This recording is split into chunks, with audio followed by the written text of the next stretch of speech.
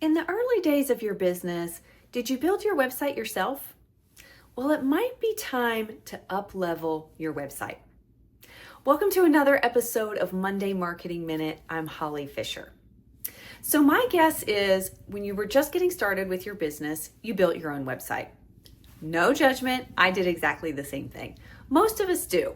We're just getting started in our businesses. We don't have a huge budget. We don't have a lot of extra money at that point. And we just decide to build our own website. And fortunately, there are a lot of tools that make it really simple. You can use Wix or Squarespace, even WordPress.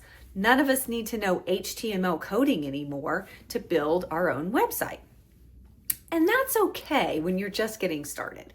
When you need to sort of bootstrap your business, just get going, building your own website is perfectly acceptable. A lot of people do it.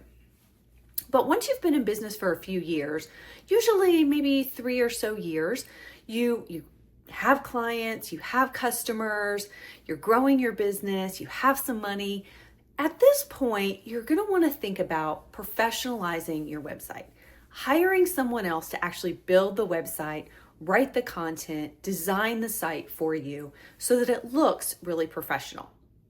Your website is a first impression. It's the thing that a lot of people are going to look at before they ever have a conversation with you. And if you're an e-commerce business, it's probably the only thing they're going to look at. So you want to make sure that your website makes a really great first impression.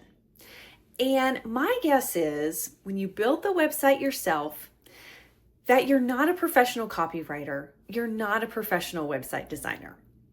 And that means that your website is not going to look as good as it could. You're skilled in your particular area, and that's fine. So you really need to think about, now, can I hire some professionals to really get the job done and create a website that makes a really fantastic first impression for potential customers and clients? Now, I actually redid my own website a couple of years ago, and because I am a professional copywriter, I was able to write the words for the website myself, but I outsourced things like the photography. I got some new photography done, some professional headshots, some branded photos. I also outsourced the design of the website and the back end building in WordPress because that's just not something that I'm really skilled at doing. I can do it, but I don't quite have the same design eye that a professional has. And let me tell you, when that website launched, I was so proud of it. It looks fantastic, and I get a lot of compliments from people. It reflects the professional business that I've built. It makes a really great first impression. And that's what I want for you. So if you have been in business for maybe 3 to 5 years, you've got a little money in the bank, now's a really great time to think about up-leveling your website.